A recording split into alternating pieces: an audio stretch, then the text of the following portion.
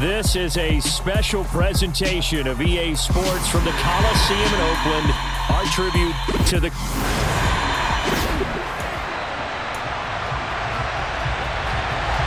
The Coliseum back to its original 70s glory. What a scene in the East Bay. And we're underway in the John Madden Legacy game. Oh, a dangerous return man showing it here. Still going past the 30. And he'll bring it back all the way. Touchdown, NFC. I know a lot of special teams coaches, they just want to keep it away from him because that's what he can do.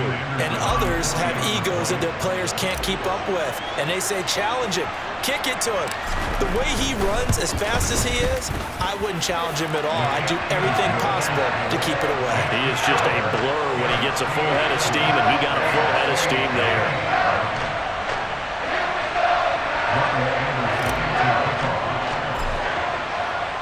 So now the other return teams out there as they'll try to duplicate what they just saw.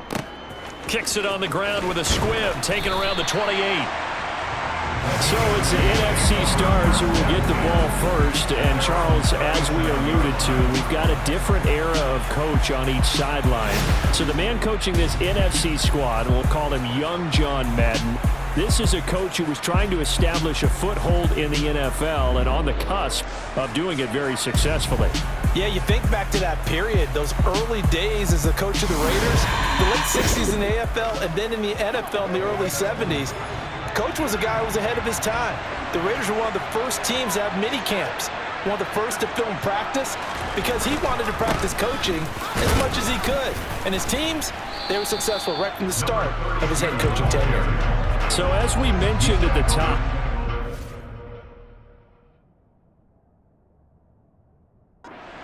you through the life of John Madden. And, you know, it's very fitting that we're here back in the Bay Area, not just because John's so associated with Raider football, but also because this was where he spent his formative years. Yeah, he grew up over Daly City with his buddy John Robinson, who would also become an NFL head coach. And he played his high school ball at Jefferson High, eventually wound up playing tackle at the University of Oregon and later Cal Poly San Luis Obispo.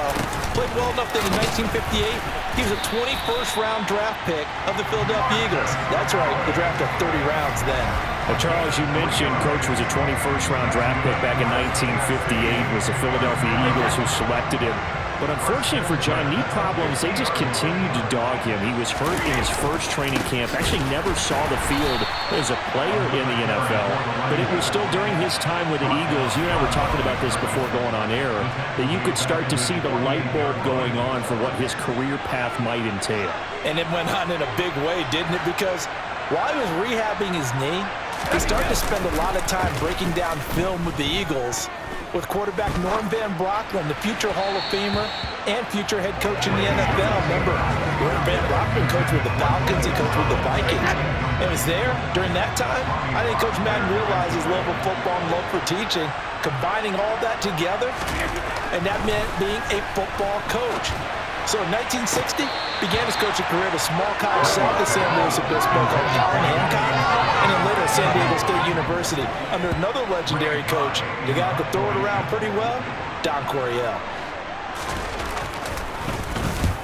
And the kick's away as he angles this one for the sideline. There, this punt will go out of bounds. I think it'll be inside the 25, and it will. Right at the 24-yard line is where they'll spot it. You see the AFC defense heading back out there.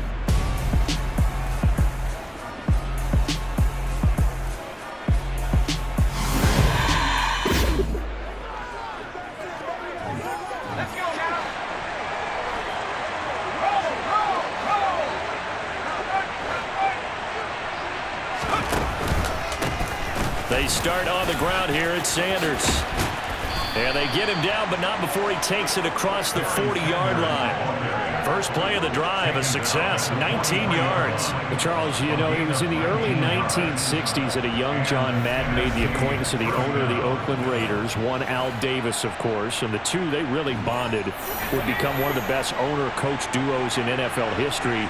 And to take it a step further, Al Davis became someone who John referred to as his best friend. Yeah, 1967, Brandon. Al Davis hired Coach Madden to be a linebackers coach. Remember, this was still the AFL at that point. They had not merged totally with the NFL. And Coach Madden, he paid dividends almost immediately. Helped the Raiders win the AFL title in 1968. And that meant a date with the Green Bay Packers. That's into it. Intercepted. Picked up by Ron Woodson. And his guys will take over at their own 44-yard line. The AFC offense set to take their next drive.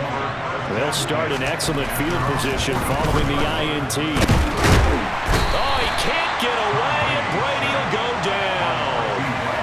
Multiple players combined for their team's first sack of the game.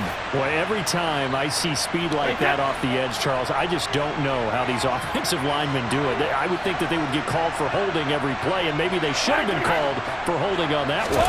Yeah, maybe not just holding, but sometimes you end up setting back in the offensive backfield a little bit. Looking for his tight end Gates, and it's intercepted.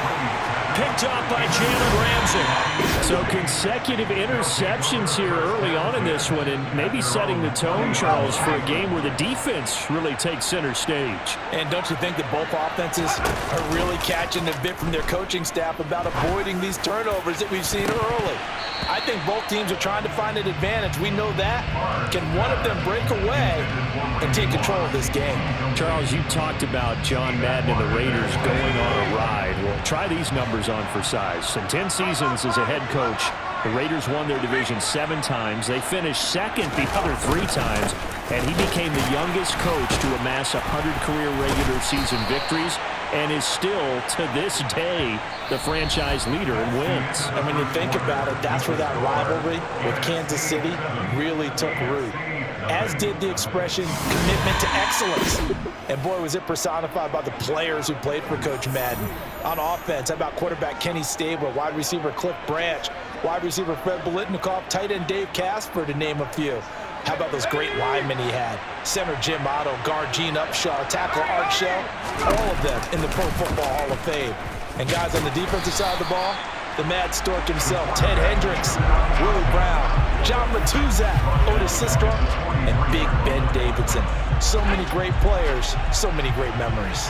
Now, after the loss, he'll have to navigate a 2nd and 17.